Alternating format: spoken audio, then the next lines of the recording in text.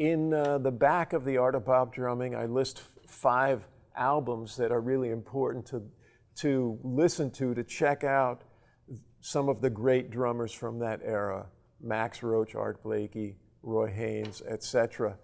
And it's interesting to hear the drummers that preceded them, to hear what the evolution was, and to recognize the innovation of someone like Max Roach, for example.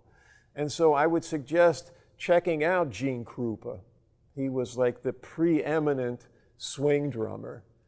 And the record that introduced me to him was actually the soundtrack to the movie The Gene Krupa Story.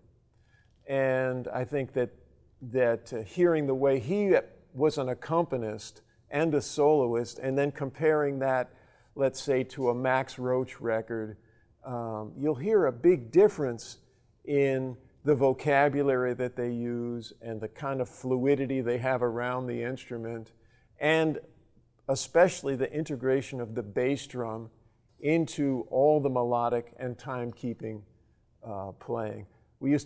They used to say, well, you want to think of the bass drum like a third hand. And drummers Max Roach, Kenny Clarke, Art Blakey were the first ones to really embrace this idea of the bass drum like a third hand. The other great pre-bebop drummer to check out is Joe Jones, also known as Papa Joe Jones, to separate himself from Philly Joe Jones, who was a younger drummer and a burning bebop player. But the records of Count Basie with Joe Jones, spelled J-O, actually his name was Jonathan, and he had a beautiful swing feel that really influenced the bebop drummers, and then they began to incorporate the snare drum and bass drum in a conversational way.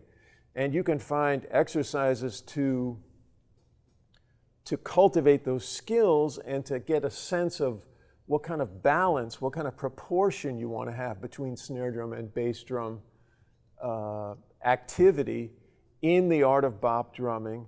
And I also did a series of lessons for Online Lessons TV where I expand on some of these ideas, and that's a good source to check out as well.